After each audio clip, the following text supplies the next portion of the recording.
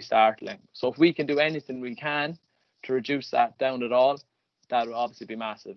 Because when it comes down to it, a lot of the times, the team that wins championship is the team that can field their best 15, and if 5 of them are in the physio room, it's not much use. And there's a few other startling ones, but if you look down, you see lower limb injuries remain the most prevalent. That obviously makes sense because you're using your legs for your jumping, for your kicking, for your running. You're using those muscles the whole time, so they're getting the most use. And as Mr. Sullivan told them there, hamstring is obviously one of the most common ones, especially this year. I know it was very stop-start, and a lot of lads are suffering from them. So what the aim of the GAA15 warm-up is to reduce those lower limb injuries as much as possible. So obviously the non-contact ones as well. So if your lad gives you a woeful belt with a hurley, there's not a whole lot you can do about that. But we're looking to avoid the soft tissue muscle injuries by warming up effectively.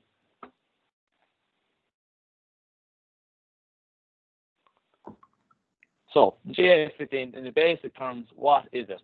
So it's an injury prevention warm-up. It was kind of modelled off the FIFA 11 Plus warm-up, which has huge research on it on soccer, but it's just neat now to focus more and to be more suitable towards Gaelic games. So the warm-up consists of different strength exercises, different body control exercises. So it says proprioception, and that's kind of wearing body control and a bit of spatial awareness, and then a few plyometric drills, so jumping, hopping, that are more power based. So the idea of it, it's been proven that if you perform this warm up 2-3 times a week for 15 minutes at the start of your session, it does reduce injuries. So it's not even a question of it should help. It has been proven that it does help reduce injuries. So as I said, the benefits there: fewer injuries, fewer costs. So you're losing fewer of your players or your starting players, gives you more options, and then hopefully a better performance on the outside of it. Okay, so this is what I mentioned in the learning outcomes at the start. So this is your ramp warm-up. I'm not sure if many would have heard of ramp warm-up, but I'd say on the Ward 1, Ward 2 courses, we should have at this stage. So ramp is their little acronym standing for raise, activate, mobilize, and then power and speed. So raise was one actually we had. I was happy to see it now in the chat there a few minutes ago. So this is about raising your heart rate, warming the body up, raising your heart rate, raising your temperature, getting the body going, getting up to match speed, like people said. So getting the actual body prepared to fire. Activate then, so much the same. This is where we're activating our major muscle groups. So we're activating the muscles. You're doing different exercises to get those muscles warm again. So again, back to raising the temperature. Mobilize. So we're actually moving a little bit away from mobilizing through static stretching. So we're actually trying to mobilize with active movements, trying to mobilize joints rather than maybe specific muscles one by one like you would in a static stretch. So we're moving that way because in the static stretch hasn't shown to actually benefit performance. Static stretch is actually much more useful after a performance to aid recovery. But to get to prevent injury before a performance and try and actually improve performance and improve power and speed output, you need a dynamic stretch, not a static stretch. So that's why we're mobilizing joints rather than just stretching muscles statically. And then last one, power and speed. That's the really getting up to match speed, really getting the muscles firing, really getting them pumping, working on power, speed, really explosive movements, and that'll be your final preparation before going into either an intense training session or into your match. Ian, just before you hop on there, just a quick question from Brian on the injury stats I had up there. Were they senior or underage? He's looking to know. They would be senior. Now there wouldn't be as much research on underage. That would definitely all be senior. Underage, you wouldn't see very many muscle injuries from players, say maybe from 14 down. It'd be very rare you'd see many muscle injuries. But one of the big benefits from, say, if you're taking it from maybe 14, 15, 16-year-olds, is that they're giving them good movement patterns to prevent injuries down the line. So whereas if you might be doing the GAA15 warm-up with a senior team, you're trying to prevent injuries in the here and now. If you're performing this warm up with underage, this is with the long view in mind. This is looking at, I don't want this fella to have chronic hamstring injuries when he's 20, or I don't want this fella to land with his knees tucking in that would leave him at risk for cruciate ligament injury, stuff like that. So it's actually, so the stats obviously wouldn't be as bad like that. So it was Brian asked that. So Brian, the stats like wouldn't be nearly as startling for the underage teams, but you're just playing the long game with it on this one. There's nothing else there, Barry, is there? No, like I'd say, possibly the reporting of underage injuries sometimes mightn't be as detailed as senior ones. So that's possibly why it feeds into that there. More than likely, I'd say it's intercounty and club players at adult level. But yeah, I'd absolutely agree with you there. You're kind of looking to lay a foundation to get these movements into the kids' minds, get into the body, teach them how to move properly. That when they get to a certain age or to get to their peak height and we're comfortable that they can move properly, we can then start looking at possibly adding some form of resistance. Then, you know. Yeah, exactly. I 100% agree with that. Right, so we'll break down the ramp now step by step. So like I said, first step, raise heart rate, raise body temperature. So this is just this little mock-up I have on the screen here. This is just your very, very basic way you could break this down. So just 4 lines to out around the cone and back. So you divide players into their groups. And literally all it is just movements to get them going, start building up slowly. So like I have in there, so jogging forward, you add in maybe jogging backwards, then you might warm up the hamstrings a bit more and stuff, bit of skipping, karaoke, shuffles, high knees. So nothing here is really rocking the boat. I'm not looking to activate the muscles or anything yet. I'm literally just get them up, get them moving, try loosen them out. Younger students or children might have been sat at a desk all day at school. Adults might have been sat at a desk and at work, commute home. Loosen them out first, get them warm, get them moving, and then we'll head into heavier stuff in a minute. So like I said, this is probably the most basic way you could do it, just in 4 lines or however many lines straight out. Here we go. Another one I really like is if you just have a square, you're just jogging around any directions in the square, and then you add in the different movements as they're moving throughout the square. Basic enough stuff. You can get creative with it as well, but that's probably just the bread and butter, the handiest way to do it to start with anyway, if you're just learning the other exercises. Perfect, Mitch. Okay, so then this is where we move into our activate. So we've raised the body temperature. We should have a bit of a sweat on, a bit of a blowout at this stage. And this is where we warm the muscles. We get the go through each of the major muscle groups and we get them warm. So examples here are your squat, or maybe you might up the intensity and go for a jump squat. So you squat down, jump up, walk on a few steps, reload, go again. Your lunge, you might lunge out to the side as well, like work on the groins or your adductors then as well. Down on the backs, do the glute bridge. It's a great one to get the glutes firing. Your hinge is your RDL. We might have seen some of them. And then you have your core work. You might do a plank for 30 seconds and then push-ups and maybe pulling against each other like a saw in action or something like that.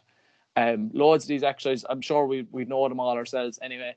But this image I have in here is actually from Leinster GAA. It's a resistance training card, and they have training cards for all different exercises with the images of them and the different instructions. So if you're not sure of any of the exercises like that, Leinster GAA, loads of resources like on the training cards that make it as simple as they can. So that's when we're activating our muscles. And then finally, like I said, mobilizing the joints. So we're not going for the static stretch. We're trying to do this all on the move. So this is like that picture there is an example of our inchworm. So we're down, moving through the stretch as we go, moving through the mobilization and out the other side, and we're keeping moving forward. So this is another one that can be done through the straight lines or in our square. So things like that might be opening your hips up or over the gate, your inchworm there. different bits and pieces, maybe leg swings like that as well, to get the hamstrings rather than doing them just static again. So this is just different ways to hit stretches, hit mobilization without doing it still. So just try to think when you're doing it yourself, you're looking at mobilizing joints rather than just individual muscles in isolation. So we're trying to do it on the move rather than sitting still. And then power and speed. So this is always the final part of your warm-up. So in your ramp, this is obviously your P, your last warm-up. This is the one to really, really get you firing. So then you have so within this, you have your jumping and landing. So like I mentioned earlier with the ACL or the cruciate ligament, we want to make sure that they land right and that they land safely. So when they're doing your jumps, you make sure that the knees don't come out, don't come in, they stay out nice and strong. So when we're working on the jumping and landing, while we're jumping is working on the power, that landing is just as important to work on, okay? So you can do your jump straight up, jump as far as you can, and you can obviously do hops on your single leg as well, which is I find really, really good. And then you can do your different accelerations, decelerations, to really get them going, get them up to match speed. Deceleration is hugely important because they get the hamstrings firing as well and get them really warmed up. So if I could even focus on anything from doing a few sprints beforehand, it's always slam the brakes on, get down, work on that acceleration. And then one last one before you go out is just to get into, you can get and use a small sided game, which obviously James is going to talk about more, to really get them up to speed and gets the ball involved as well, because it's obviously very important to get the ball involved in the warm-up in some way. So that's the ramp. So you're raising your heart rate, raising your body temperature, activating your muscles, mobilizing your joints, and then finishing off with power and speed to really get you up the pace, really get you firing, really getting you up for the match. Even that's where your mental side of things comes in, like what the lads were saying at the start. So just that's kind of all on the GAA15. Now we have at the end on the last slide, we have a link to a video that goes into it in more detail. But if you've any questions here now, absolutely fire them in and we'll field them here now. There's one there, Ian, just from Mark there. What's the time breakdowns for each of these elements for a juvenile pre-game warm-up? If you want to add, or do you want me to go? Well, we'll see if we differ. I'll start off on it, and I'd say, so your ramp, so it's obviously broken into the four. So the raise, I wouldn't even spend that much time on. Even if you have juveniles, they're probably kicking the ball around, running around before the game even gets, before the warm up even gets going. So I'd maybe spend 2, 3, 4 minutes on that tops. Maybe 3 or 4 minutes again on activation, and the same for mobilization. So I'd probably spend 10 minutes between the raise, activate, mobilize, and then I give myself the 5 minutes for the power and speed, because then I can give them if they're doing sprints. I don't know what age you're thinking of, Mark, in particular, but say if we were doing under 16s, I might have them do a sprint, let them get a full walk back, full recovery, another sprint, full walk back, full recovery, or do a few hops, things like that. Things that are actually taxing enough, I'd give them a good break between. So if it was 10 minutes between the raise, activate, mobilize, about 5 minutes for the power and speed at the end, and then I'd allow the rest of the warm-up for ball work. Barry, would you have any thoughts on that? I think, and sorry, just going back a step on it, on the whole GAA15, it kind of gets a bit of a bad rep, because when it was launched, it was kind of seen as this is the way it had to be done, and this was the only way it could be done, and straight lines, and it was probably sold really poorly, maybe. So our message is, this is not, I think what we're trying to say is, these are the key elements we want you guys to put into your warm-ups, but it doesn't have to look a certain way. It can look any way possible. Possibly the R and the A part will run into each other, will merge into one. Like if you have kids moving around, like I'm thinking off the top of my head, if I have kids moving around, after a minute or so, I can start getting them to do their lunges or their body weight squats, or I can get them down on their bellies to get into a push-up position. So there's loads of stuff that you can kind of mix and match in. It's not a set sort of This has to be done at this time. As you said, the kids could be out moving around beforehand, doing loads of movements anyway. But I one thing I would probably say, and this is of my own opinion, I would have the ball in it, all parts of it. In every part of the warm-up, I would have ball.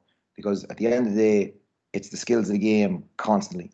During the ramp, or during all the ramp, or all of the ramp, I would have the ball at every time, especially with the younger underage as well.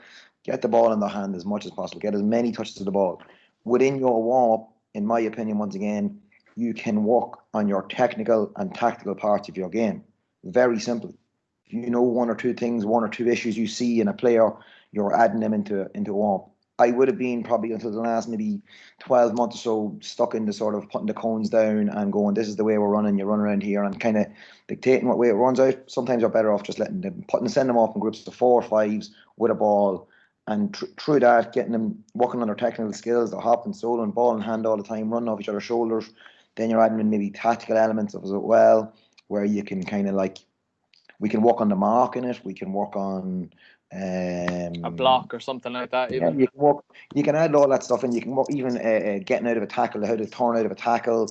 You're just layering stuff in there all the time that you mightn't just be on the first night telling them exactly this is why we're doing it, but you're just layering it in there all the time. That okay, when you pass the ball from A to B, when you get to B, I want you to spin out as if you're trying to spin away from the man, as if you have to turn out of a tackle, or even a breaking ball. Like if you're struggling at breaking ball, bring into your warm-up stuff that you're going to work on instructional calls. When a man goes up, there's someone underneath him, and there's loads of stuff there. So don't just be stuck in that this is the warm-up part, we're only here to do this.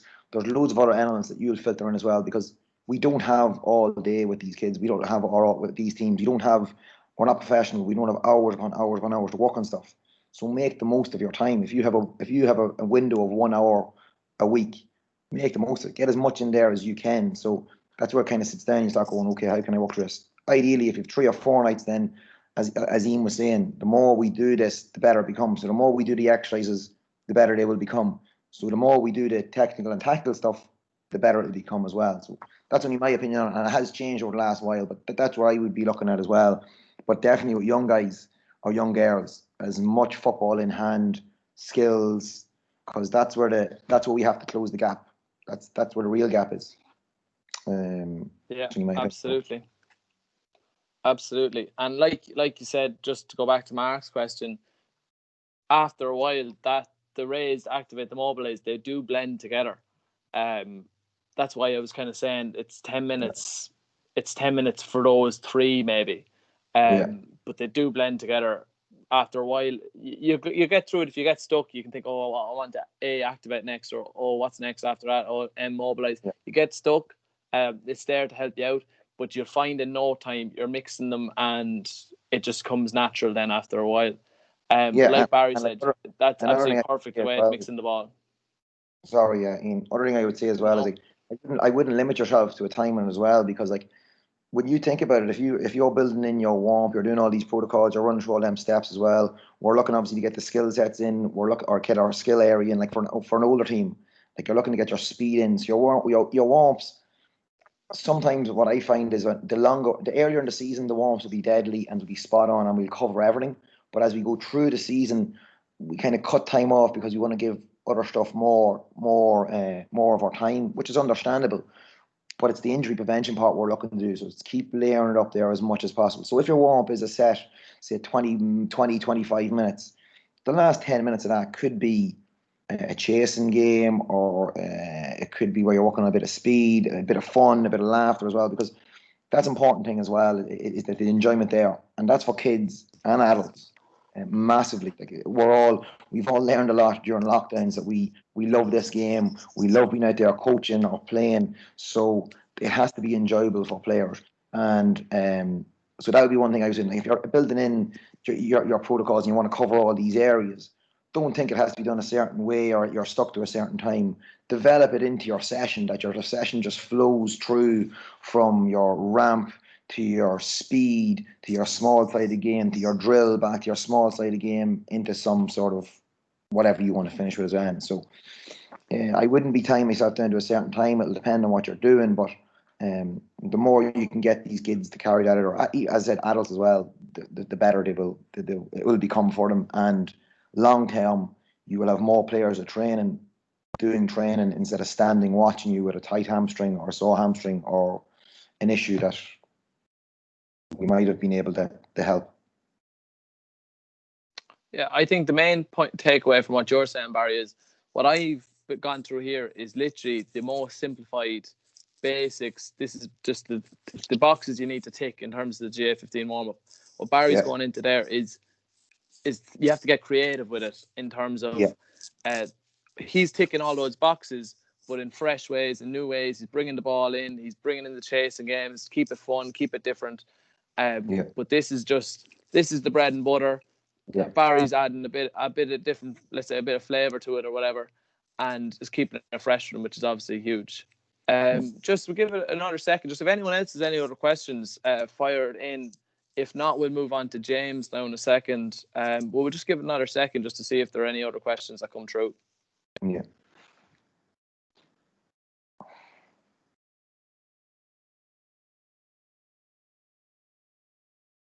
Or will we crack on, Barry, and then we can come back to anything that pops up, will we? Fire on there, and any question that we can catch at the end as well. Or if guys do want to come on at the end and stick on the mics, as you said, we can do that here. So, but yeah, if you want to think about something, guys, there's no problem at all. So, James, you want to jump in there? Yeah, no bother. Can you hear me all right? We can hear you. Might be able to understand you, but go ahead. Yeah. Good stuff.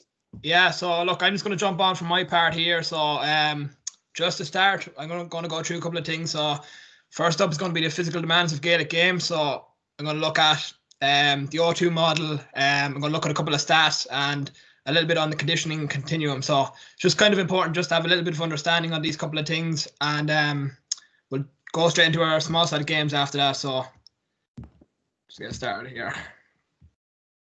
Yeah, so just outcome. Okay, so like I just said, the first little section we're going to work on here is just looking at our O2 model, our physical demands of Gaelic game, and our conditioning continuum. So it's just kind of stats and stuff. So just to kind of have a brief understanding of it, and it'll kind of help us when we look at our small set of games. It'll make a little bit more sense. So this is the O2 model, also known as the total playing performance model. Okay, so any of us that would have been on any of the tourist workshops or any of the coaching courses, maybe our foundation or level one, probably would have seen this model. Okay, so kind of what we're going to be focusing on here really is the four inside quarters. Okay, so what we have is the tactical prowess in the top left, team play on the top right, our technical proficiency on the bottom left, and physical fitness to finish off. Okay, so just the 3 T's and the P. Okay.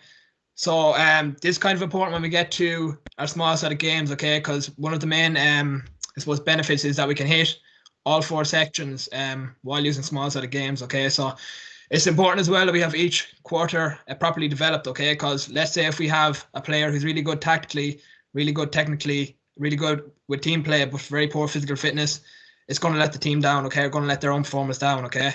So in terms of what I just said there, so they can do everything really well for up to 45 minutes in a game. The last 15 or 20 minutes, they don't have the physical fitness to keep it up, so they'll drop off, and that overall is going to decrease performance, okay? So it's the same for, let's say, if they're really good tactically, technically, and physically, but they have poor team play, okay? That's no good to a team, okay? They can, as an individual, they're a very good footballer, they're really fit, very good tactically and technically, but they can't play in a team, okay?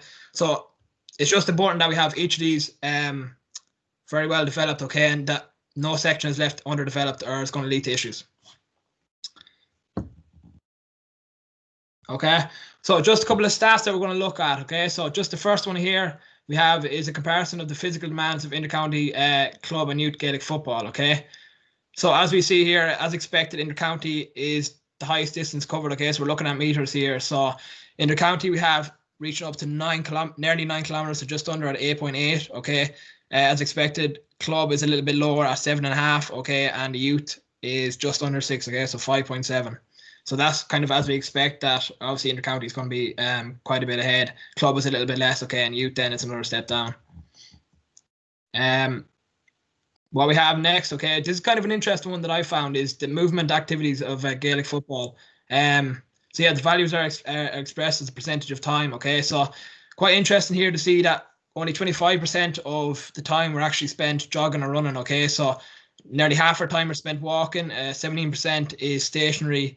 Up to 13% is backing or shuffling, and then 3% game related. Okay, so this is kind of some of the movements that we have in the game. Okay, and I suppose one kind of element that we're going to touch on is in small set games, you kind of can hit a lot more of these while we're using small set of games as comparison to, let's say, doing, let's say, a set of, let's say, straight line runs, okay? For using kind of something like that to try and develop our physical fitness, okay? We're not going to be hitting half the movements that we are in the game, okay, that we see here. So that's just probably one of the benefits that we'll be looking at later on. Okay, some more little stats we have here, okay? So this is just basic Gaelic football again. So the total number of sprints varies across positions, okay? We'll have a little bit more on the positions, I think, in the next slide, but with an average 182 sprints in the game and an average duration of about 5 seconds, okay? Second point is sprint distance is average, okay? So 20 meters and occur every 30 seconds. Sprints rarely start from a standing position, okay? So some we have here come from a low moderate pace jog, and maximum speeds some players hit is up to 30 kilometers an hour, okay? So these are just some stats that just, if you want to have kind of, gives you a little bit of a better insight, okay? And it'll kind of make more sense once we get on to our small set of games in a couple more slides here. Okay, I think this could be the last one we have here. Another interesting one that I find here is looking at the positional demands, okay? So we look here, we have the full forward is covering the least amount of meters in the game, okay? So we have high distance meters here. So just under 1.3 kilometers, okay? And just above 1.3, you have the full back line. And just after that, okay, we have midfield with 1.5 or 1.6 kilometers a game. And then up again, we have our half backs covering second greatest distance, nearly just under 2 kilometers, and half forward, okay, just over, so 2.1 or nearly 2.2 kilometers a game. So yeah, that's just very interesting to look at the kind of positional demands. And I suppose one thing that we can kind of look at from that is how do we train our athletes? Okay, do we train them positionally in terms of conditioning, or do we train them all as one? Okay, because we can clearly see here that there are different demands depending on where you play. Okay. Okay, just the last thing before we go on to a small set of games, okay, this is called a conditioning continuum. So I don't know if any of you have seen this before, okay, but it's just made up for speed, endurance, and strength, okay? So kind of what we're going to be looking at here in the small set of game section is kind of more developing our speed and endurance, okay? And one thing that we look for is that each of these are appropriately developed. So like I kind of hit on earlier, if we were focusing too much on one sector, okay, so in terms of, I suppose, our small set of games here, if we have somebody who has focusing too much on their speed, okay, and not enough on endurance, their speed will be great, let's say for 30, 40 minutes, okay, but they won't have the endurance to keep it up for a full game, okay? And similarly, if their endurance is overdeveloped and the speed isn't properly developed, they can, I suppose, maintain whatever speed they're doing for a whole game, but they might be fast enough to get to a ball or perform at the highest that they can, okay? So it's kind of important that we get a good balance here, and I'll go touch on that a little bit more as we go on. Okay, so that's kind of that little bit of a section done. Okay, I'm going to go on to the second bit here, and that's our small set of games. Okay, have you any questions there so far, lads?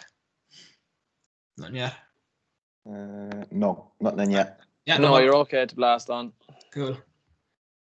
Okay, yeah. So just our learning outcomes for our small set of games. Okay, so what we're first going to look at here is understanding the benefits of small set of games. Next up, we're going to know how to manipulate small set of games, okay, to work on different aspects of our tactical, technical, team play, and physical training, okay. So that's going back to our O2 model, or our TTP, okay. So we're working on aiming to develop each of the quarters at once, okay. So it can be very, I suppose, time efficient way of looking at training, okay.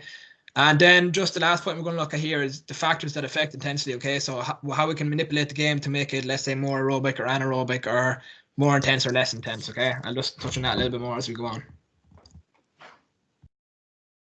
Okay, so just a little question here to get people thinking, I suppose, and stop me from talking for a little while. So what are the benefits of small-sided games? So, lads, if you see anything popping up there, do you want to just throw out? Yep. Give you a minute or so.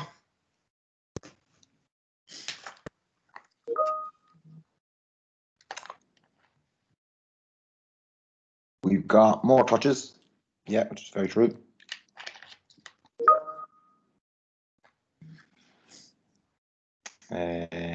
Greater participation, more touches and more intense. Yeah, that's really true, James. Everyone gets involved. So more touches is another one in there as well. So yeah, it's the main theme coming through. Yeah, good. All hitting the points that we kind of were looking for. Okay, so I'll just flick on to the next slide here. Greatest intensity, good. Intensity.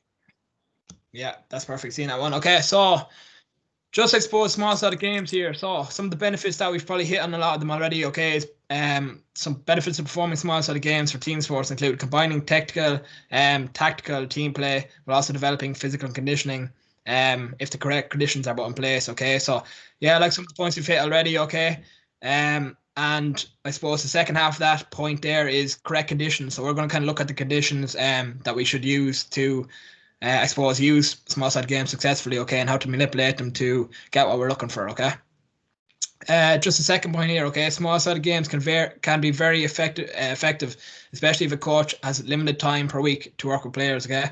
So I think this is probably one of the biggest points, okay, that probably all kind of coaches and players can relate to, is that you probably could have a session. I suppose probably has happened to all coaches where we've had a really good session lined out, and we feel like it's going to work. We're going to run for just an hour, and next thing we kind of lose track of time, and we're an hour and 15, hour and 20. And I suppose, especially in new coaches, you have parents waiting there. You told them it'd be done at 9 o'clock, and we're not getting off the pitch till 20 past 9. And parents are getting annoyed, it stressed the managers, okay?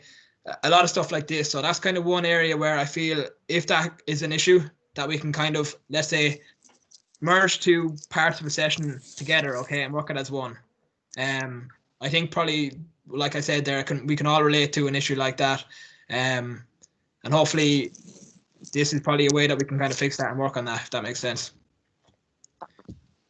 Just on that, James, Barry touched on at the start, we only have maybe 2 hours at a team a week. If we're lucky, it could even be 1 hour a week, and you just get a lot of bang for your buck with that hour, Exactly, yeah, sure. And like we said, we can work on everything. We can work on our tactical and team play along with our physical conditioning, okay?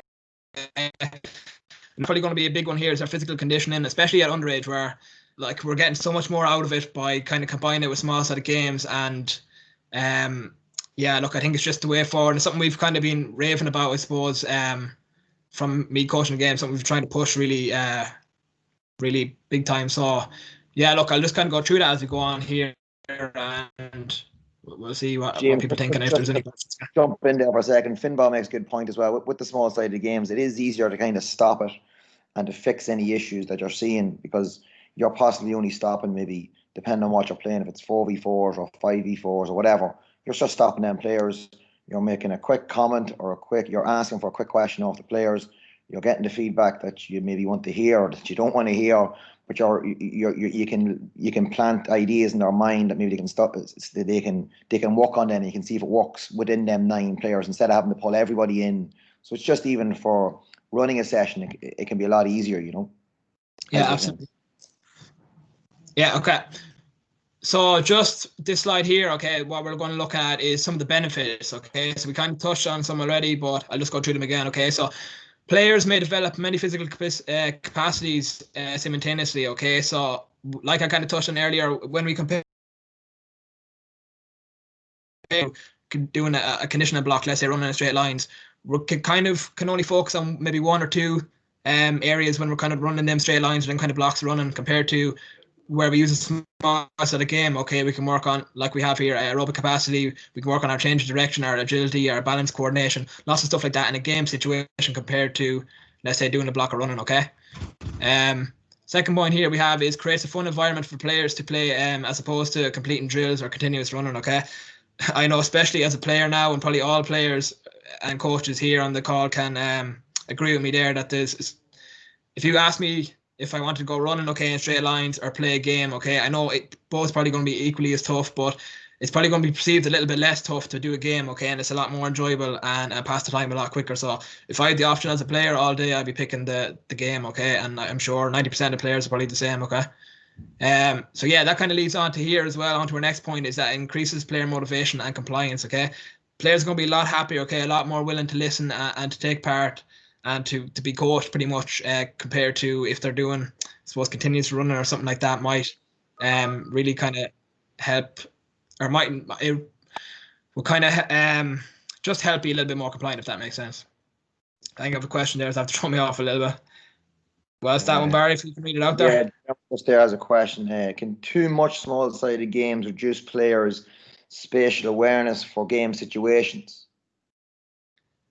That is something that we're going to look at here, okay, when we go on a little bit more. We're kind of look at in terms of what number we're going to be using, okay, and how to, I suppose, what parameters we can use on the game, okay, whether it be length and width, okay, if you want to increase the amount of speed or increase the amount of space in a session, or okay, in the small sided game, or reduce the amount, okay. So I hope that kind of answers, but I don't know, lads, if you want to jump in there with anything. Yeah, well, if it is coming up later on, we'll park it for now, and we'll come back to it at a later point when it's there at the onward. So we'll come back to your question in a second.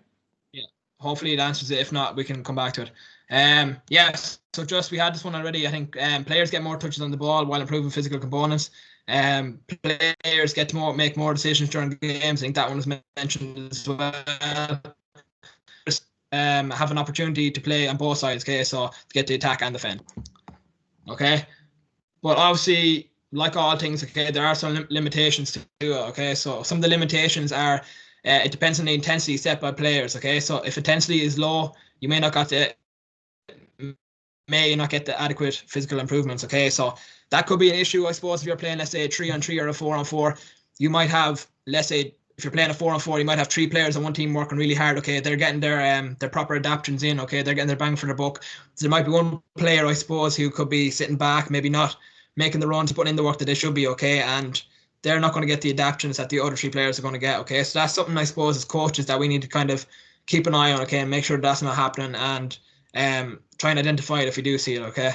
And make a change and a fix to it. Second point there is just players should, where possible, be of similar ability, okay? So an example is a player of high fitness levels may not be challenged by in the game if they're marking, let's say, someone who is lower fitness level, if that makes sense, okay? So, you know, if you put the fittest, let's say, or strongest footballer or hurler on your team, okay, on one team, and you have, let's say, a weaker footballer or hurler, okay, or less physically capable player on them, okay, it's going to be of not really much benefit to either player, okay? So if you can, I suppose, match them up ability-wise, strength and fitness-wise, it probably is going to be best for either player, if that makes sense. Okay. So just some of the factors that affect the intensity of small-sided games, okay? So what we're going to look at here are 4 different factors that will help to either make the game a little bit more intense or less intense, okay? So first one that we have up here is pitch dimensions, okay? So obviously the length and width of the square that we're going to use in a small-sided game. Players per side, okay? So whether it be a 3v3, 4v4, or we kind of go up to, let's say, a kind of a larger side game like a 10v10, okay? Presence of coaches and verbal instruction, okay, that's a huge one, I think. We'll just touch on that a little bit as we go through. And duration of games and recovery times, okay. We have a little bit of a box put together with kind of info on aerobic, anaerobic, and we'll just go through that as we get to it, okay. Okay, so small sided games, pitch dimensions, okay. So this just, I think, some basic a division here to get this figure. So when 28 outfield players are playing on a regular size pitch, okay, so 145 by 90 meters, it averages out that each player has 466 meters squared of space, okay. So the next slide kind of goes into, that's if we have 28 players, okay. So the next slide is going to show, let's say, if we were playing a 3v3, what size pitch dimensions we should have to give each player the same 466 meters squared of space, if that makes sense, okay. So depending on what the coach wants from the games, larger areas may elicit more distance covered, okay, whereas smaller pitches will have less distance covered but will possibly have more acceleration and decelerations, okay. So kind of just in that point, what we're kind of looking at there is that larger areas may cover more distance, okay, so it probably will be a little bit less intense, okay, and in terms of that, the time will probably be a little bit longer, okay, because as it's less intense, players will be able to go and play for a little bit longer in comparison to where if you have a more juice space, okay, it's going to be that little bit more intense, okay, and players aren't going to be able to perform at a good standard for as long as a bigger square, if that makes sense. I'll just give you some recommendations as we go on that, okay. So yeah, just like I said, so this going back to our 466 meters squared, okay, so that is kind of what on a full 15 versus 15 minus the 2 keepers. Okay, that's what the amount of space that each player would have. Okay, and so that's obviously full size pitch, two full teams. Okay, so as we go down here, we look at our 2v2. Obviously, to get the 466 meters squared, we'd be looking at a pitch of length 39 meters and width 23.9. Okay, and that goes the whole way up. Obviously, as the numbers get bigger, the square gets bigger. Okay. So yeah, that's kind of, I suppose, the 2 versus 2 to 4 versus 4 is kind of looking at our small sided games. Okay. And then as we kind of get up from 4v4 up to kind of 13 versus 13, we're kind of looking at our more medium or large sided games. Okay. I'll just give you a second just to look at that, and hopefully that makes sense. So I suppose, like I kind of hit on the last point, okay, if we're looking at a 2 versus 2 here, and it was 39 meters by 23.9. If you wanted to make that a little bit less intense, okay, we'd make that square a little bit bigger, so we'd increase maybe the length from 39 to maybe 49 and from 23 up to 35, okay? So that would obviously be increasing the size of the square, and it'd be making that a little bit less intense, if that makes sense to everyone, okay? Or if you wanted to make it a little bit more intense, okay, what we do is reduce the size of the square. So be reducing the back from, let's say, 39 to 30 and from 23 down to 15 or whatever, okay? Obviously, that would make it a little bit more intense, okay? But players wouldn't be able to go for as long, okay, as it's that little bit more intense. I'll touch on that a little bit more as we get on here. Okay. So, players per side, okay? So, in general, it appears that small-sided games intensity is increased with the current reduction in playing numbers, okay, and the increase in relative pitch area per player. So I'm actually not sure what study that is from, but a lot of this kind of research comes from, it's more soccer and GAA, okay, soccer and rugby. There's been a lot more research, to be honest, with kind of those side of things, those other kind of field sports, but the same principles kind of apply, okay, as we just change it over to football or hurling, okay. So yeah, just on that point, so that as obviously the reduction in playing numbers, okay, so if you go from a 3v3 to a 2v2, okay, and keep the dimensions of that pitch size the same, obviously the 2 players are going to have to work harder than the 3 players did, if that makes sense, okay. There's one less player there, okay, and depending on what you're kind of looking for, those players are going to have to work harder, okay. And similarly, if you want to keep it, let's say if you want to have a 3v3, okay, and you want to increase the size of the pitch, okay, there's going to be more ground to cover, okay, more ground to attack and defend. Obviously, it's going to increase the intensity, if that makes sense. Lads, if you have any points there, jump in, don't be afraid. Just our next point here, okay, so small-sided games containing fewer players can far exceed match intensity, okay, and it lists similar intensities to long and short high-intensity infield running, okay. So yeah, look, that's, I suppose, going back to working on our couple of different, our 3 T's and our P, okay, so it matches the intensities of long and short high intensity interval running, okay, so we're kind of working on our physical fitness there, and as we see here, that can far exceed match intensity, okay.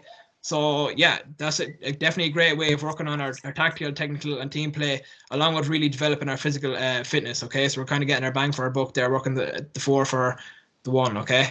I suppose just one thing to be conscious of there is that, as the point makes there, is that the intensity can far exceed match intensity, okay, that we kind of be careful, okay, with how much we're doing. I suppose recommendations as we go on here will kind of guide us, but just to be conscious of that these can be quite high intensity, and just to keep an eye on that. Just, okay, and the last point here is a small side games format, which allows teams to have a fixed numerical advantage, can also be used to increase the intensity of the games, okay. So just an example there is 5 versus 4, okay, so they're just a couple of different things that we can mix it up, okay, so we could work, let's say, a 2 versus 3 or a 5 versus 4 there if we want to work on a counter attack, okay. The opposition team has committed a player forward, okay, and we need to get a score here. So that's just an example there of where we can, let's say, reduce a defender, okay, and I suppose be trying to push the attacking team to go for that score and make sure to get that score, okay. I suppose another kind of an example there would be, let's say, I know the mass defenses, I suppose, and the kind of sweeper systems that are in play now. I suppose the small side game there where you could work on having an extra defender who could, let's say, prep an attacking team, okay, if you know you're playing a team at the weekend and they're going to be dropping a player or 2 back, is a good kind of an opportunity where you can work on, I suppose, holding possession and attacking against a team that's going to have an extra player back there. It's kind of getting you prepared for that game at the weekend where you know they're going to have an extra player or 2. It's going to be an extra body or 2 there. So yeah, that's just another kind of example where we can use this and manipulate them, okay? James, Okay. that's a really good point on how you can use it for tactical, but just even on a practical example, especially with kids, if you're looking at the 5v4s, if you have 9 fellas down at training or 9 girls down at training, and you play a 4v4, you have a floater who is always with the team in possession. So if they're in a different colour bib, always in the team possession, it means that there's always only 4 defenders against 5 attackers, and that the 4 defenders are having to defend extra hard. Yeah. It's just something like that is like a practical example like that then as well. Yeah, good shout. And Okay. James, sorry for jumping in there. Just I've added into the chat there. There's a study there that was done by a Mead man as well. It's just it relates more to small study games for GAA as well. So it's kind of a newer study that guys you can copy there at the chat and go in and look for it. It's some good stuff, some good reading in it. Just going forward as well. If you want to have a look at it. Grand, no matter. Yeah, so just heading on here to this slide, what we're kind of looking at here is the presence of coaches and our verbal instruction, okay? So just this study by Rampini in 2007 found an increase in heart rate, blood lactate, and RPE, okay? So RPE is just how hard players found the exercise. And that increased, okay, when coaches provided verbal encouragement, okay, during a small-sided game in soccer. So like I said, this is a study from soccer, but very similar to any kind of field sport, okay? If you as a coach stand back and are very quiet, okay, aren't kind of having any input or any kind of motivation, players aren't going to work as hard, okay? They're not going to have that increase in heart rate or that blood lactate or perceived as that RPE, okay, or how hard they perceive it. So as coaches, I suppose, is a practical takeaway is that we have to, I suppose, get in there and coach them, okay, talk to them, motivate them, and that will help you kind of get your better adaptions, okay? They'll work that a little bit harder and you want to get more bang for your buck, like I said, okay? Just a little point here. This does not give the coach a right to abuse players, okay? But verbal encouragement can maintain or improve intensity, okay? So I hope that's not an issue with any coaches here that verbal abuse is an issue. But yeah, like we said here, it can maintain or improve intensity. So definitely something for coaches to just not to stand back, to get involved, get in there and coach, okay? Okay, so I think I spoke about the guidelines already, okay? So just up the top here, we kind of have anaerobic and aerobic, okay? So just to give you kind of a little bit of a breakdown on what anaerobic is, okay? Anaerobic is kind of our really high intensity exercise that kind of lasts for up to, let's say, 10 seconds, okay? So like to give an example, a sprint would be kind of highly anaerobic, okay? Whereas on the other, let's say a 100-meter sprint, okay? So kind of lasts that 11, 12 seconds, okay? That's kind of highly anaerobic in comparison to aerobic, okay? So let's say our long distance runners are aerobic, okay? So I suppose if you want to kind of think in terms of athletes, you could have your anaerobic as like a Bolt, okay, and aerobic is kind of like a Mo Farah, okay? So think of kind of really high intensity fast for anaerobic, okay, and kind of slower, more steady, longer duration for aerobic, okay? So depends. Both are quite important for field sports, okay, especially GAA. So just our guidelines here for how we can develop the both, okay? So we have our anaerobic on the left, okay, and aerobic on the right. So just in terms of anaerobic, okay, so the time we'd be looking for is 30 to 90 seconds, okay, and number of players, we'd have 1v1 and no more than 3 versus 3, okay? So that kind of makes sense. If you had a 1 versus 1, you're really not going to be able to play whatever it depends you're looking for, let's say a possession game. They're not going to be able to go for any more than, let's say, a minute, you know, without really losing quality and intensity of the game, okay? So that's what we look for there. Our 1 versus 1 is going to be around 30 seconds, and our 3 versus 3 is no longer than a minute and a half, okay? And we can kind of manipulate that a little bit left or right, but just to be conscious that if we kind of go above that, we're going to be losing our quality of our tactical, our team play, and our physical as well, okay? So kind of repetitions that we'd be looking for here is between 4 and 8, okay? And our work to rest is 1 to 1. So if we're working for our 30 seconds, okay, we have a 30-second break before we go for another 30 again, okay? And we'd be looking to do that for maybe 4 to 8 repetitions, okay? So and then number of blocks, okay, we could do between 2 and 4, okay? So we could do 1 block, we could go away and do a little bit of something else we're looking for. Let's say it could be shooting, okay? It could be any kind of technical or tactical. And then we could come back to it and do another block, okay? And even if you want to do a third or a fourth, that's kind of what we're looking for there in anaerobic, okay? And then just aerobic, okay? So like I said, a little bit longer, okay? A little bit less intense. So yeah, compared to The anaerobic there will be going between 4 and 8 minutes, okay? So that longer, kind of less intense, okay? 4 versus 4 up to, let's say, 13 versus 13, 14 versus 14, okay? You kind of guessed that's a little bit less intense, whereas if you think of a 1 versus 1 and 2 versus 2, it's going to be very fast, very sharp, very intense in comparison to a 6 or 7 versus 7, okay? It's going to be a lot less intensity, okay? And repetitions we'll be looking at between 4 and 6, depending on time, and work to rest, okay? We'd have 3 minutes. And kind of working with our aerobic, we'd kind of only maybe go for 1 block per training, okay? So that'd be quite, I suppose, time consuming in comparison to the anaerobic. Okay, so just our anaerobic and our aerobic, okay? Okay. Ian, do you want to jump in here and just explain these couple? Yeah, absolutely. Just actually, even on the last slide, to go back to Finbar's question earlier on about, or that point earlier on about it being easy to stop and fix. If we're playing 3 blocks of 4 minutes, a small set of games, it's actually after the 4 minutes you have a natural break where the players come in, and that's your opportunity to, well, what did you think you did well there? What could we do better? And give them things to work on, or even change the rules. So if we're looking at using our step principle, we could use that to change the space, change the equipment. All right, lads, now you need 3 hand passes before you can score, or now you need to bring it wide first before you can score, or something like that. So you actually have, if you do a 4 minute, 5 minute block and then come in and then you go into another 5 minute block with the aerobic, you actually have that natural break to do some coaching there as well. Barry, have you anything else before I go on to this slide? No, I agree with you on them points, and possibly on Dermot's one as well. Like, that's where he was questioning the awareness of game situations. Like, I suppose this here now might go into a little bit more in the games, but even as you're saying there, in that natural break, you're questioning of the players and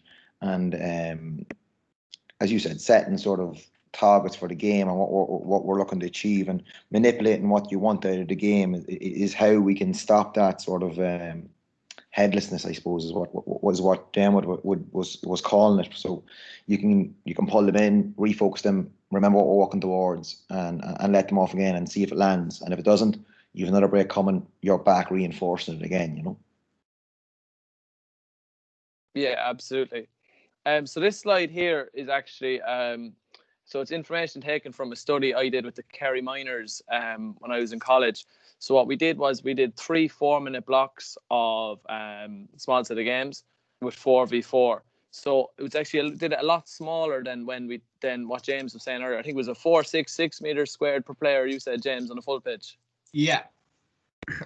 So like we did it a lot smaller. So you can see actually just in the box underneath the pitches. So we had a small pitch 1 week, which was 102 meters squared per player, which was very tight. Then we had a medium pitch and we had a large pitch, all of which was a lot smaller than the 460. So we did 1 week at Zoom playing 3 matches on the small, 1 week playing 3 matches on the medium, and 1 playing each on the large, 3 matches on the large. And what we did was each of the players were in GPS units, and we also did video analysis to measure how many touches they got, how many passes they got, so on and so forth. And we basically wanted to compare the 4v4 with these different ratios on the small, medium, large, what changed from a tactical point of view, and what changed from the running side of things. So what we found was the largest pitch, which is obviously the one on the right here, showed an increase in total distance covered and more sprints, because you had a lot more speed to get up in and hit the sprints, and a lot more kick passing. So the kick passing, that makes a difference in terms of a technical point of view and actually get to work on it. But that's a tactical thing as well, because we didn't tell players to kick the ball more. They just knew to do it because they had space to kick into. So if you're looking to train players to kick into space or kick into the corner forward or something, they're naturally going to get more of a chance to practice that tactical and technical side of things on a larger pitch with more space.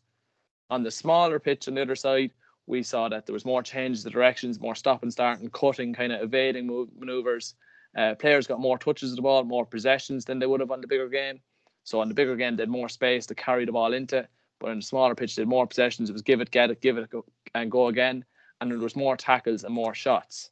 So when you see that, and you see that there's more changes of direction, there's less distance covered, more tackles, more shots in the smaller pitch, and then that the other pitch is more distance covered, more kicking and so on, you can see that the smaller, tighter pitch is actually more suited to your full forward line, your full back line, whereas the large pitch would be more suited to your middle eight players. It goes back to the physical demands that James showed earlier in the distance covered per position.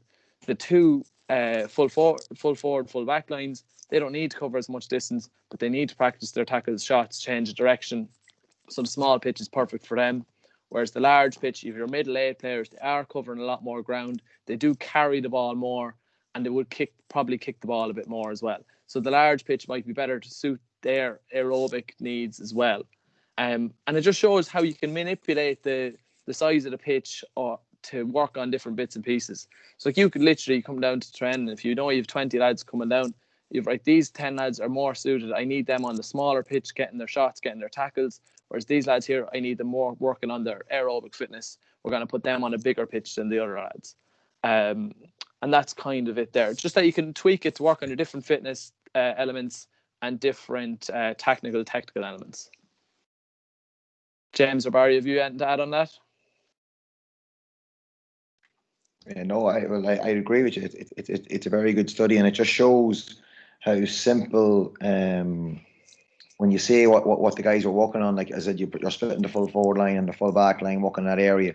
You're just getting everything that they're going to get in a game there on a training session, instead of us throwing out loads of cones and saying, okay, I need you to run here or to run there to get a kick pass. We're coaching via the game, and the game is being the coach, and we're just giving slight pointers as it comes through. So visually, I think seeing it there and the way you've just described a couple of findings from that, it's very interesting, and I hope it's a take home that some of the guys take, you know.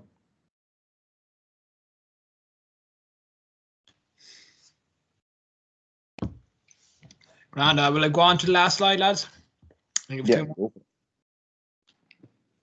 Yeah, sure. I just said I'd throw these in here, okay? So me and Ian were just kind of chatting last night, okay?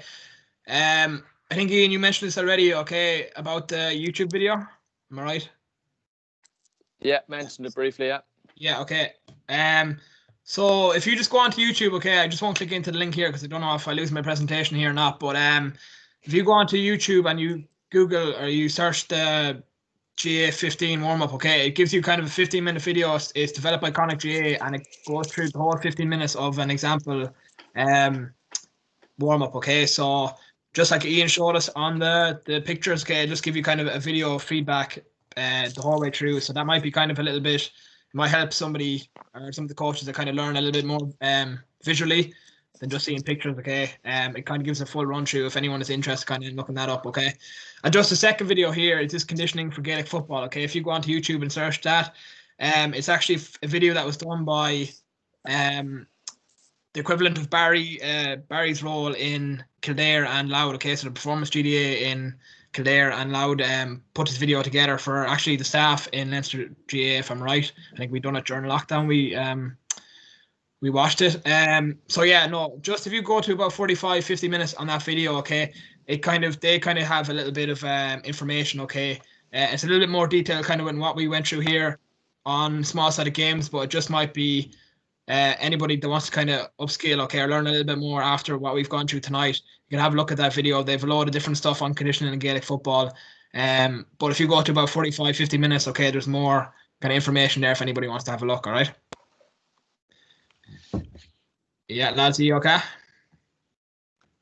Yeah, that's the lads up numbers up there. So just 2 points I want to make before we field some questions, or unless Ian or that wants to jump in. But one would be, I hope we didn't lose any of maybe the youth coaches there, thinking that I have to trundle wheel out and I have to measure all these areas out and that sort of thing. I wouldn't be worrying about that at all. I think the key point is the games, we can coach through games, we can condition through games, we can do tactical through games. You don't have to be precise on them, some of them sort of measurements and things like that, but getting kids into scenarios where, as you guys said at the very start, are getting more touches of the ball, it's a bit more intense. You're not having them standing in queues, you're not having them waiting. As James said himself, what would he want from a training session? Go running and get a touch every maybe 5 5-6 minutes, or be in a game, be in a situation where he's been getting a touch of the ball possibly every maybe 10, 15, 20 seconds. So probably playing a situational football kind of is what people will call it. So I hope for the youth kind of age, that's what we'll be looking at. I said sometimes with the youth age as well, it mightn't be, it could be, and I see Declan Tolster's on the group from Simonstown is in. He was out with Declan maybe last week or the week before, and we did some small-sided games that if you looked at them, you mightn't have guessed they were Gaelic, but what we were working on was catching, throwing, receiving balls from hopping balls, everything that you work on in a game. So it doesn't have to be full blown out kicking and solo and hopping. It can be once again, it's back to the coaches being able to maybe adapt and change and being comfortable with it. So their only guidelines there, as James was saying, if you have a screenshot of them, it's something you can refer back to maybe as you're doing bits and pieces and working on stuff and trying to improve yourself as a coach. And the last thing I want to say, and then I will shut up, is there is the next week's webinar is once again, it's a really good one.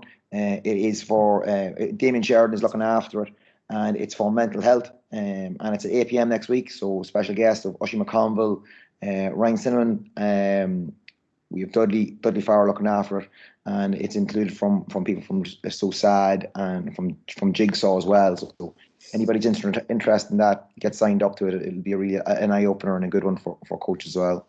So Ian, James, unless you have anything you want to add in, or guys, if there's questions there you want to fire in. I know we've gone a bit over on time there. We're 10 minutes over. But listen, fire on, or you have the lads' numbers there as well. You can get in contact with them, or my email or mobile. I can get that out as well. But yeah, fire away if there's anything there at all, or if the guys want to say anything. Barry, do you want to go through any of our planned Fitness Roadshow webinars for the new year? Yeah, sorry, that was the third thing I want to say, but I was seeing you awake. So we do have a planned one for January. It will be, what we're looking at doing is sort of an overall club pre-season sort of testing idea. So where we will give you a run through some videos of testing that we would perform with maybe squads, or that we would recommend clubs can carry out from the youth to maybe adult level. And it'll give you that baseline of where you're starting at the start of the year.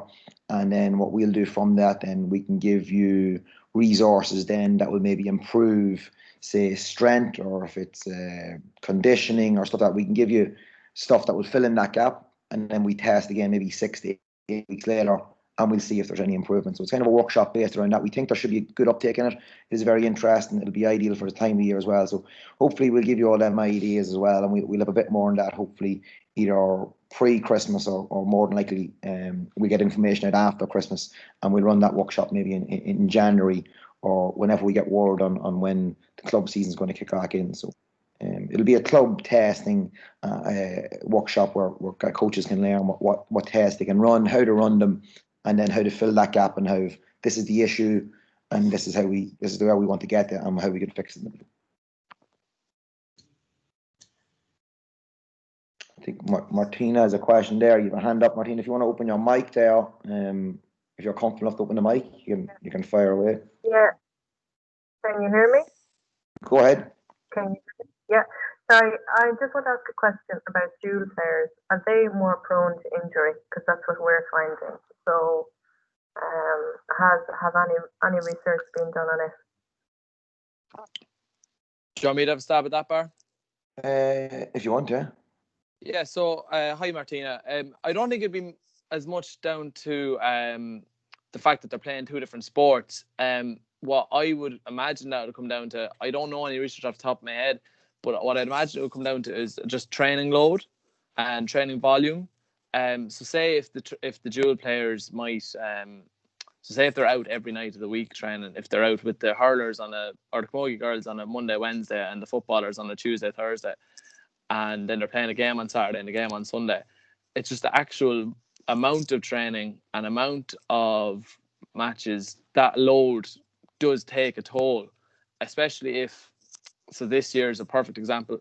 So if we are in lockdown for 2 weeks and you're running 2 or 3 times a week, and then pitches are open and you're suddenly, there's a massive spike in the training load, and you're back to training 5 nights a week and playing on a Saturday, the body just can't take that. So I wouldn't imagine, I don't know any research off the top of my head, but it wouldn't be a case of the two different sports, because they're not even that different in terms of the movements involved, many of them, especially lower limb injuries. But it's just that training load and managing how much you're training and making sure that your training load doesn't spike, so that you keep it some sort of an even keel every week, would be the big one from my point of view. Lads, I don't know if you'd have anything to add on that. Yeah, I agree. It's a massive one, and it's trying to encourage people to actually take days off. Even like you think about the professional athletes, they train for 2 or 3 hours a day, and they'll have a day off. Like GAA players think they need to train all the time because we're missing it. We need to get this extra inch or extra yard. What you can do is possibly take a day off and literally go and just clear your head and let the body refuel and re-energize and come back. So encouraging, now that can be hard obviously, but you have different bits and pieces, but in a club scenario, it's that communication piece between maybe vote codes to say, listen, we're going to end up running these kids into the ground or these adults into the ground. We need to work together and just find gaps where we can say, go away, feed up and relax. So I'd agree with Ian on that it's the load that's going through them. And it is an awkward one. I know in my club at home, we have an awful trouble with it with the senior ladies, camogie and football. And it just has to come down to communication between management, and that both sets of management aren't demanding them 3 times a week, and that there's an arrangement where the footballers will train this night with the camogie girls, and this night the camogie girls will train the footballers, and so on, just so that there is that communication, so that, like Barry said, lads aren't getting burnt out completely. Okay, yeah, thank you. No. Thank you.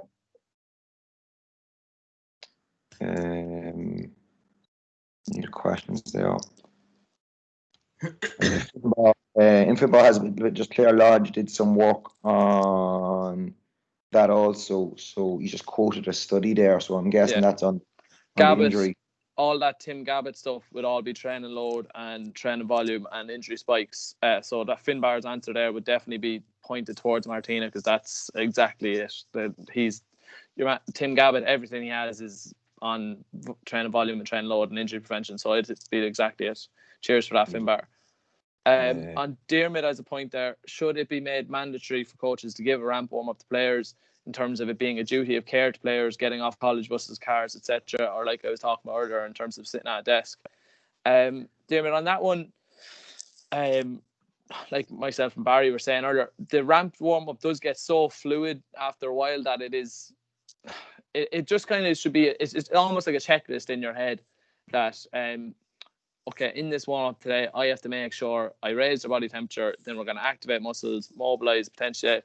But you can do that through a game. So you could play, so say when I go into school, or if I have an under 13 session, I might play a game of tag or some sort of version of flush the toilet or something like that. And that's my hour ticked off with a raise and raising that temperature, and it's a bit of crack and something different.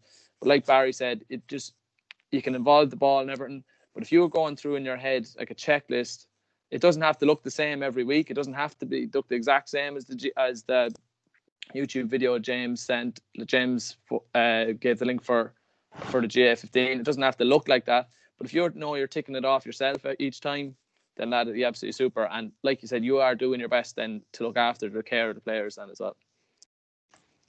I think a lot of people are getting a lot more tuned in, I suppose. I think it's kind of at older ages that before games and training sessions, you kind of see a lot more people, let's say, doing their activation exercises before the session or in the dressing room, okay, and then mobility exercise as well. So that's kind of, I suppose, some people are kind of getting more tuned into it, and kind of people are taking responsibility for it. So if you kind of, I suppose, try and incorporate that at a younger age, you'd be kind of getting half a ramp protocol done even before we get out on the pitch. So that's just kind of my take on it. Yeah, and like I'm going to guess, like the knowledge that's here tonight, a lot of this stuff has probably been done anyway, guys. And it's great that you're aware and you're reviewing yourself and looking at it now, and hopefully taking some of these points forward and using them, or even using them even more. As I said, mandatory. We can make a lot of stuff mandatory, and players will turn their back and not do it. And we'll advise foam rolling or whatever you want to advise, the mini band work, and they won't do it. But I think as a coach, if we have a coach hat on, and the best thing we want to do is we want to get A, B, C, and D into the warm up or into our start of our session. we get it done. That's us covered off. I think that's the best way we can look at it. But geez, Dermot, great question. Guys, if there's no more, I know we've gone on a bit over now as well. What do you get when you get 3 blow-ins from outside Meath running a webinar? So apologies about that. A litra man, a loud man, a Cataleo man. As we said, we hope that this would be a practical and out and about and out in clubs doing it. We had 8 locations selected, the likes of Ashbourne and Trim, where we could pull 5, 6, 7, 8 clubs together and run this with you. So hopefully things going well. We'll forward on any stuff we have. I think we should have possibly all your email address from when you registered. So if we want, we can fire on any other information that we can use. But please come back to us, let us know, and hopefully maybe in January with the club fitness workshop we can we'll see you back again. And if we can get out about to you, we definitely will from the performance end of things, you know. So James, Ian, unless you've anything else there, we'll wrap it up and let people go home to bed. No, thanks very much for tuning in, lads. Thanks again. Yeah, I think they're sick of us talking now, so we'll just wrap up. Yeah, they're possibly sick of the subtitles that were needed for all our queer accents. Listen, folks, thanks a million. We'll talk to you again soon. And if you need anything, you have the lads' emails. Mine you'll find anywhere on any emails. It's probably gone out on webinars and that. But